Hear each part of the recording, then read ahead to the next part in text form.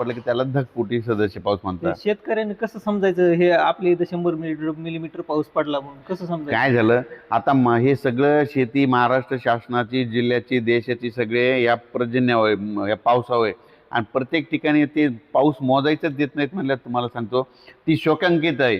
तर तुम्हाला सांगतो पाऊस कसा मोजायचा. मी स्वतः काय केलं, हे कोणी काही देत नाही, मग आपण स्वतःहून अभ्यास केला. मग पाऊस कसा मोजायचा एक सोपं गणित सांगतो. काय करायचं, आपण शेतामध्ये पाऊस पडला आणि असं चन्यासारखं साचतात ना, तसं पाणी पडलं की आपण म्हणायचं 5 मिलीमीटर पडला.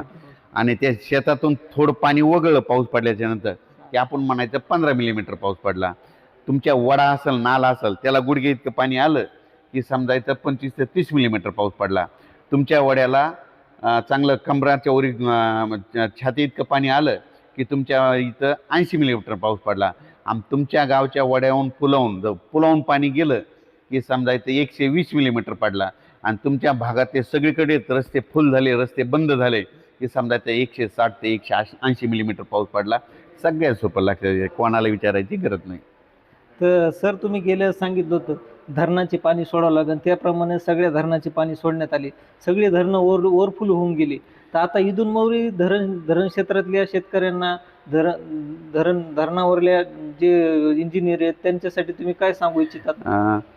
जे धरण क्षेत्रातले अभियंता आहेत म्हणजे इंजिनियर आहेत, त्यांना माझी एक विनंती, तुम्ही काय करायचं, शेवटच्या आठवड्यात तुम्ही थोडं सतर्क करा. कारण की सुरुवातीला आपण घेऊ की विदर्भातले जे धरणं आहेत म्हणजे खडकवासला, जायकवाडी धरण, इसापूरचं धरण, त्या धरण क्षेत्रातल्या शेतकऱ्यांना तिकडं जर अति पाऊस झाला तर धरणं एकदम 100% भरलेले आहेत, पाणी सोडावं लागेल. म्हणून तुम्ही थोडी सतर्क राहा. म्हणजे त्या डोळ्यात अंजन टाकून त्या टायमाला थोडं सतर्क राहावे.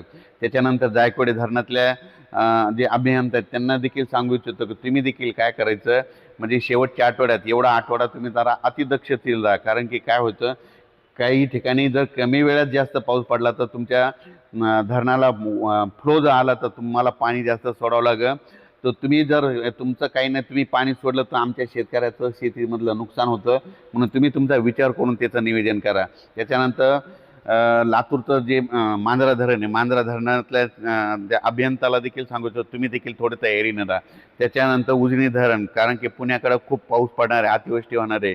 पुण्याकडं होत असताना तुम्हाला देखील सांगू इच्छितो की तुम्ही देखील थोडी सतर्क राहावे. त्याच्यानंतर म्हणजे सांगायचं झालं निळवंडे धरण, गंगा